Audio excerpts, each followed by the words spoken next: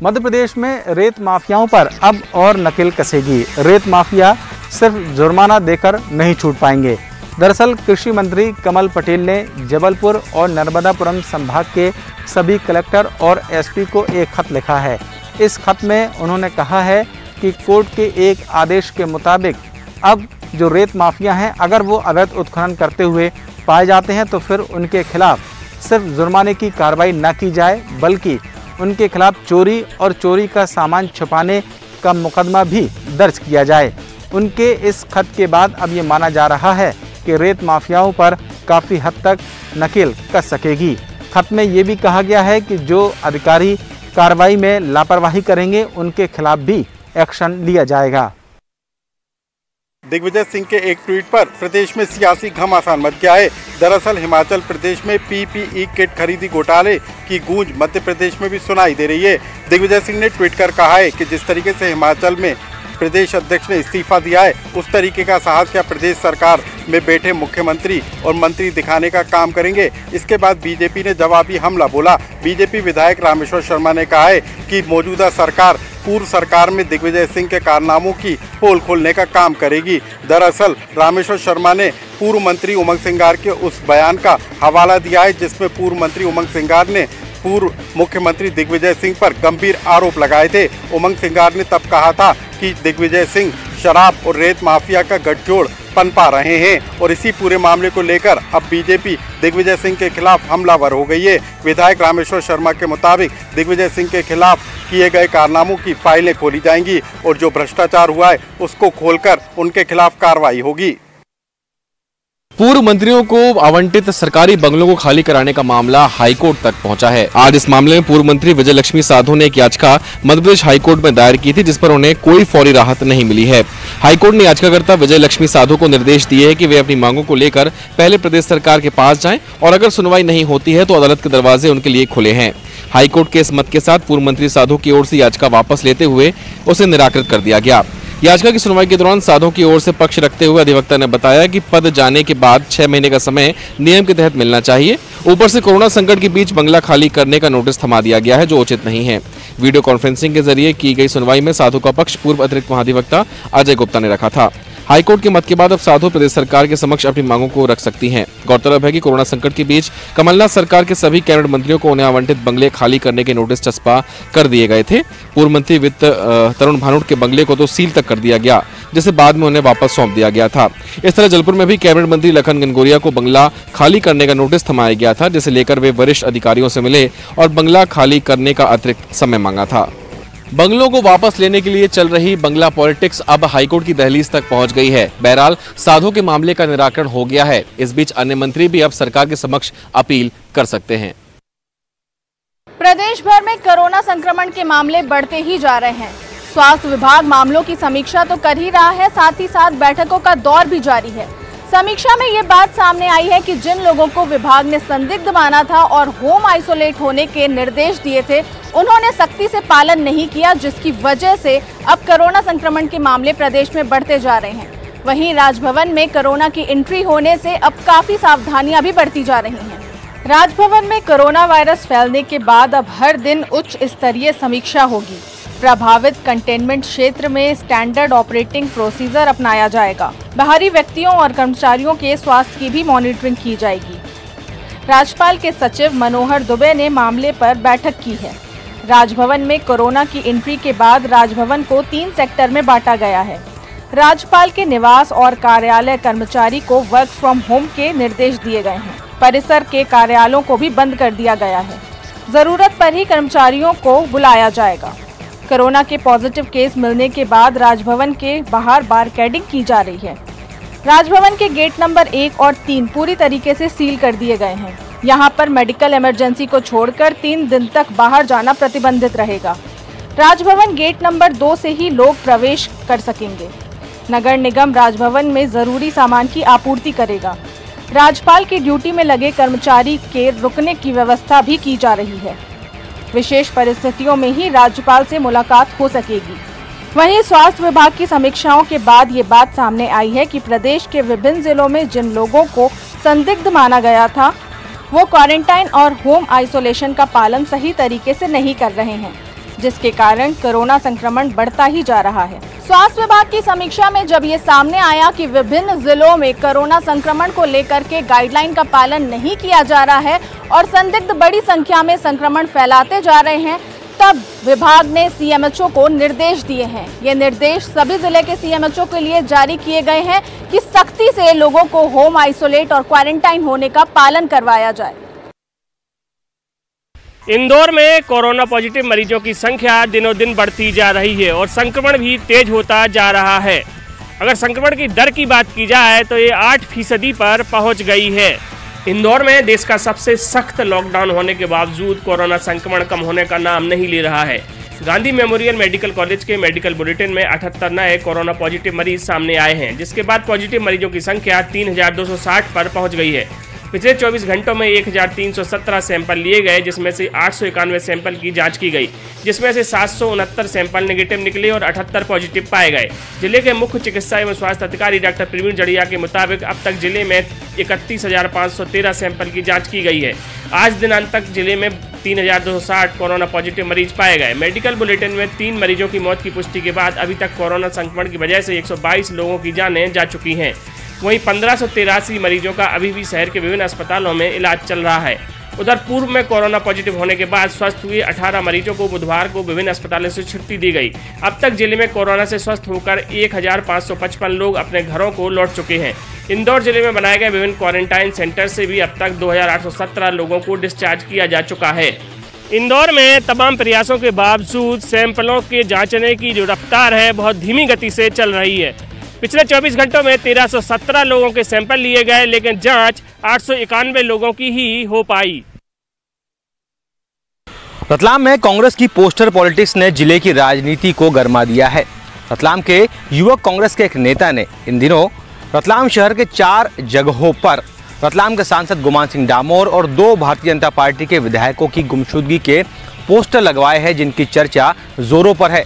हालांकि सूचना मिलने पर रतलाम पुलिस ने इन पोस्टर्स को हटवा दिया है। ये पोस्टर्स कोट चौराहा, छतरी पुल के साथ ही लोकेन टॉकीज और बाजना बस स्टैंड क्षेत्र में लगाए गए थे। इन पोस्टर्स में साफ तौर पर लिखा गया था कि भारतीय जनता पार्टी के सांसद गुमान सिंह डामोर सहित 2 अन्य विधायकों ने लॉकडाउन के समय में गरीबों और मजदूरों की मदद कतई नहीं की और ये लोग लॉकडाउन के समय से ही लापता है और इन नेताओं को, इन जनप्रतिनिधियों को ढूंढ कर लाने वालों का सम्मान किया जाएगा और उन्हें उचित इनाम दिया जाएगा। बहरहाल ये पोस्टर सब हटा लिए गए हैं, लेकिन अब ये पर्चे सोशल मीडिया में लगातार वायरल हो रहे हैं। वहीं इस मामले को लेकर भारतीय जनता पार्टी ने इसे कांग्रेस की ओछी राजनीति करार दिया है, ओछी मानसिकता बताया है। लेकिन अब इन पोस्टर्स के सामने आने के बाद रतलाम शहर के कई लोगों ने भी आपत्ति जताई है। लोगों ने इसे कांग्रेस का पब्लिसिटी स्टंट करार दिया है। पूजा करने के लिए मंदिर जा रही एक नाबालिग को वहशी ने अपनी हवस का शिकार बना लिया। दिल दहला देने वाली यह घटना शहडोल में सामने आई है, जहां नाबालिग की मौत हो गई है। जानकारी के मुताबिक कुमरी गांव में रहने वाली नाबालिग पूजा करने के लिए मंदिर गई थी। रास्ते में ही बदमाश ने उसे रोक लिया और अपने साथ जंगल ले गया, जहां उसके साथ दुराचार किया और फिर साक्ष्य मिटाने की नीयत से दुराचारी ने नाबालिग का गला घोंटकर उसे जान से मारने की कोशिश की। नाबालिग के बेहोश होने पर वह उसे मृत समझकर भाग गया। लड़की जब घर नहीं पहुंची तो उसके परिजनों ने उसकी तलाश शुरू की और पुलिस में रिपोर्ट दर्ज कराई। दूसरे दिन जंगल में नाबालिग क्षत विक्षत हालत में मिली, जिसे तत्काल जिला अस्पताल में इलाज के लिए भर्ती कराया गया, लेकिन उसकी जान नहीं बचाई जा सकी। पुलिस ने इस मामले में कुछ संदेहियों को हिरासत में लिया है, जिनसे पूछताछ की जा रही है। वहीं इस गुना जिले में स्वास्थ्य विभाग के लचर रवैये के कारण एक 2 महीने की बच्ची को अपनी जान से हाथ गंवाना पड़ा है। बताया जा रहा है कि आरोन निवासी अनिल वंशकार जब हृदय संबंधी परेशानी के चलते अपनी बेटी को लेकर जिला अस्पताल पहुंचे तो जिला अस्पताल में पदस्थ डॉक्टर्स ने बच्ची को ग्वालियर रेफर कर दिया, लेकिन जिस एम्बुलेंस में बच्ची को भेजा गया था उसमें ऑक्सीजन की कमी के चलते बच्ची की जान चली गई। इसे टेक्निकल फेलियर कहें या स्वास्थ्य विभाग की लापरवाही के ऑक्सीजन के अभाव में 2 महीने की कनक ने अपनी जान गंवा दी। लेकिन इस पूरे मामले के बाद अब कहीं ना कहीं लीपापोती की स्थिति भी देखी जा रही है। न्यूज़ 18 ने जब इस मुद्दे को उठाया तो इस पूरे मामले पर अब जिला प्रशासन ने संज्ञान लिया है, लेकिन जब जिला प्रशासन और सीएमएचओ से इस मामले में बात की गई तो उन्होंने स्पष्ट रूप से कहा कि इस पूरे मामले में स्वास्थ्य महकमे की कहीं भी गलती नजर नहीं आ रही है।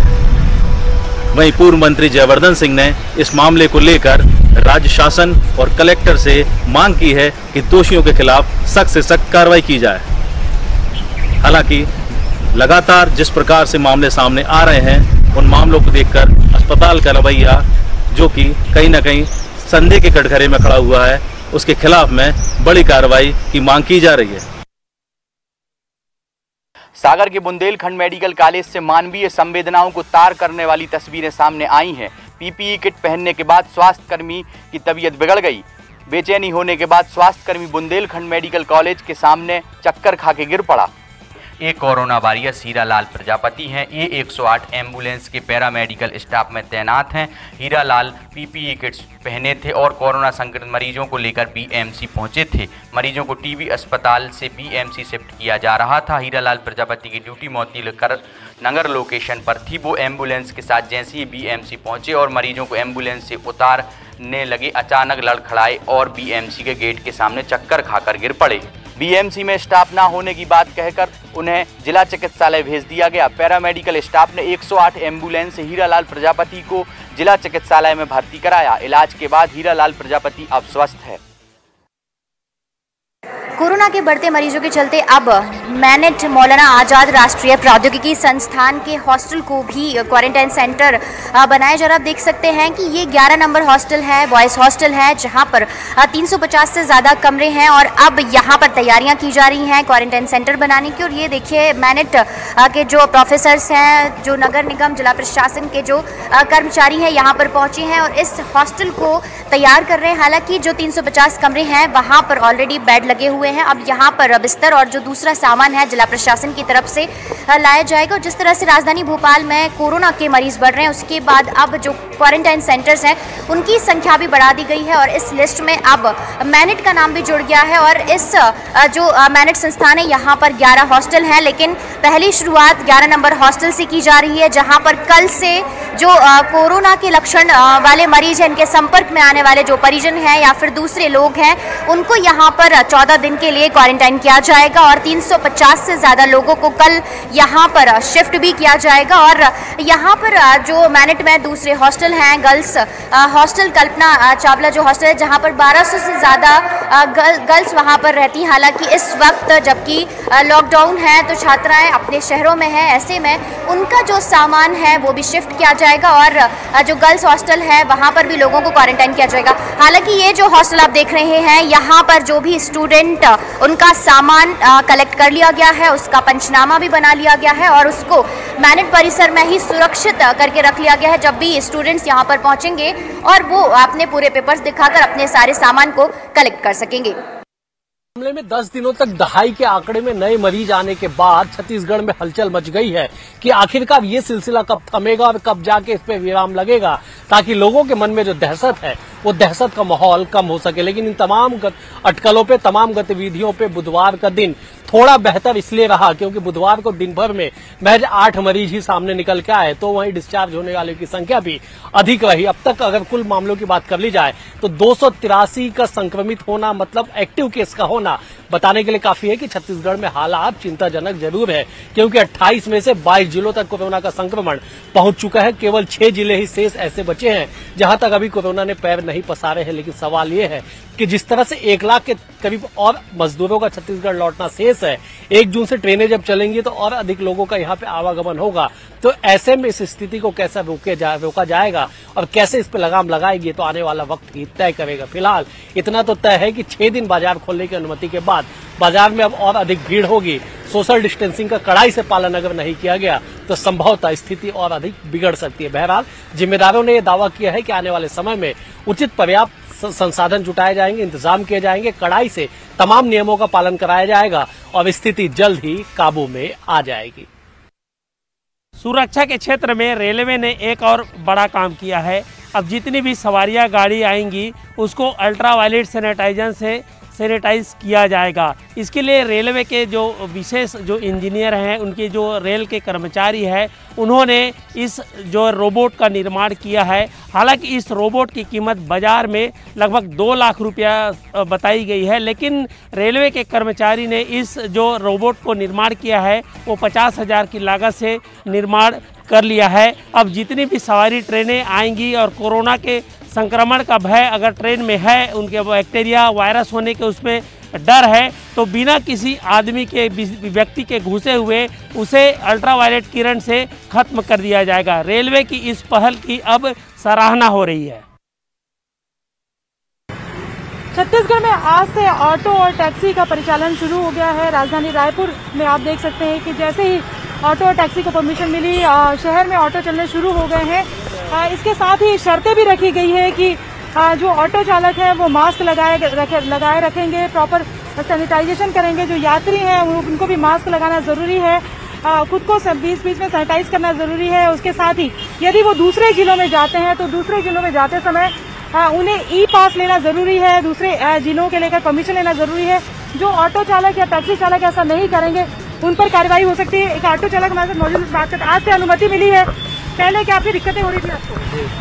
अनुमति मिली है, अनुमति मिली है, अभी सवारी नहीं है मार्केट में, सवारी नहीं मिली। 1-2 जन को लेकर चलना पड़ रहा, वो परेशानी, बहुत दिक्कत हो रही थी। लोग भी डरे हुए से हैं क्योंकि कोरोना के संक्रमण को लेकर जिस तरह से डर है अभी भी, तो लोग डरे हुए हैं और ऐसे में कोशिश कर रहे हैं कि जिस तरह से पहले होता था कि शहर में लोग बेधड़क ऑटो में बैठते थे, ऑटो का उपयोग करते थे, लेकिन वो जो कोरोना का डर है वो साफ दिखाई दे रहा है। और ये ज़रूरी है कि सावधानी भी बहुत ज़रूरी है। और ऑटो चालकों का कहना है कि ये जब ऑटो और टैक्सी बंद थी तो उनके लिए भी रोजी रोटी काफ़ी मुश्किल हो रही थी, जुगाड़ करना काफ़ी मुश्किल हो रहा था। अनुमति मिली है, उससे राहत तो है, लेकिन ये ज़रूर है कि लोगों के मन से डर अभी गया नहीं है, तो ऐसे में खाली ऑटो चलाना ही अब उनकी मजबूरी आज तो दिखाई दे रही है। कोरोना के संकट काल में हर वर्ग परेशान है। उधर जिस तरह से 2-3 महीने तक लॉकडाउन हुआ है, उसके चलते आर्थिक मंदी जो है वो काफ़ी ज़्यादा है प्रदेश में, और उसी के चलते सरकारी खजाने पर भी जो है असर हुआ है। यही वजह है कि सरकार कई तरह की कटौती करने का फैसला ले चुकी है ताकि आर्थिक स्थितियाँ जो गड़बड़ा रही हैं वो अपनी तरह से पटरी पर आ जाएँ। लेकिन इस तरह की परिस्थितियों को देखते हुए जो कर्मचारी यूनियन फेडरेशन है उन्होंने नाराज़गी जाहिर की है। दरअसल कुछ दिन पहले सरकार ने एक आदेश जारी किया था जिसमें मितव्ययता में कमी करने के आदेश जारी किए थे। इस मितव्ययता का मतलब ये था कि सरकार जो है वेतन वृद्धि नहीं करेगी, क्रमोन्नति नहीं देगी और न पदोन्नति के लिए जो राशि कर्मचारियों को दी जाती है उस पर कटौती की जाएगी। इसे लेकर के अधिकारी कर्मचारी फेडरेशन के बैनर तले आज एक कर्मचारियों के संघ ने जगदलपुर में कलेक्टर एवं मुख्यमंत्री के नाम एक ज्ञापन सौंपा है और साथ ही ये चेतावनी भी दी है कि 10 जून तक सरकार अगर उस पर पुनर्विचार नहीं करती है तो कर्मचारी जो है वो आंदोलन की राह पकड़ लेंगे। कोरोना के इस संकट काल में जिस तरह की परिस्थितियां पैदा हुई इसमें हर वर्ग परेशान तो है, लेकिन जिस तरह की स्थितियां हैं उससे कर्मचारियों ने ये हवाला दिया है कि वेतन वृद्धि या क्रमोन्नति या पदोन्नति को रोकना जो है वो कहीं ना कहीं पनिशमेंट होता है। और वैसे भी कर्मचारी जो हैं वो अपना 1-1 माह का वेतन जो है लगातार दे रहे हैं सरकारी खजाने में। ऐसे में सरकार के द्वारा जो निर्णय लिया गया है कि पदोन्नति, क्रमोन्नति और वेतन वृद्धि रोकी जाएगी, इसे लेकर कर्मचारी संघ जो है वो काफ़ी ज़्यादा नाराज़ हैं और उन्होंने सरकार को अल्टीमेटम दे दिया कि सरकार इस पर पुनर्विचार करे, क्योंकि कर्मचारी चाहे वो स्वास्थ्य विभाग का हो, पशुपालन विभाग का हो, शिक्षा विभाग का हो, यानी जितने भी शासकीय कर्मचारी अधिकारी संघ हैं उन्होंने कोविड-19 के तहत जो है दिन रात मेहनत करके अपनी सेवाएं जो है वो दी हैं। और यही वजह है कि सरकारी कर्मचारी ये चाहते हैं कि सरकार ने जो फैसला लिया है सरकार उस फैसले को वापस ले और मितव्ययता की कमी के लिहाज से जो सरकार चाह रही है कि कर्मचारी अपना हर माह का 1 दिन का वेतन दे, तो उसके लिए सरकार के जो कर्मचारी हैं वो तैयार हैं। लेकिन जिस तरह की वेतन वृद्धि रोकने के आदेश जारी किए गए सरकार के द्वारा, इसके अलावा क्रमोन्नति और पदोन्नति की जो राशि दी जाती है उस पर भी रोक लगाई गई है। इससे कर्मचारी जगत खासा नाराज़ है और 10 जून को जो है अंतिम समय सीमा दी गई। उसके बाद जो कर्मचारी संघ है वो आंदोलन की राह पकड़ेंगे। ऐसे में कोविड-19 के समय इस तरह की परिस्थितियाँ जो है वो सरकार के लिए मुसीबत पैदा कर सकती है आने वाले दिनों में। और इस वक्त बड़ी खबर दिल्ली से मिल रही है। प्रवासी मजदूरों पर सुप्रीम कोर्ट का निर्देश, मजदूरों से नहीं लिया जाएगा ट्रेन और बस का किराया। ट्रेनों का किराया राज्य सरकार साझा करेगी। प्रवासी मजदूरों को भोजन और पानी रेलवे को मुहैया कराना होगा। सभी सुविधाओं का ध्यान रखना होगा मजदूरों की, ये भी सुप्रीम कोर्ट ने कहा है। रास्ते में मजदूरों के खाने पीने का इंतजाम राज्य सरकारें करें। मजदूर अगर पैदल चलते हुए नजर आए तो फिर उन्हें शेल्टर होम में रखा जाए, इस बात के भी सख्त निर्देश दिए गए हैं। तो ये बड़ी खबर इस वक्त हम आपको बता रखे हैं। सुप्रीम कोर्ट ने प्रवासी मजदूरों के मामले में कहा कि प्रवासी मजदूरों को घर भेजने के लिए रजिस्ट्रेशन, परिवहन और उन्हें आश्रय व खानपान मुहैया कराने को लेकर कई खामियां हैं। सुप्रीम कोर्ट ने प्रवासी मजदूरों की गरीबी और अन्य समस्याओं पर विचार किया है।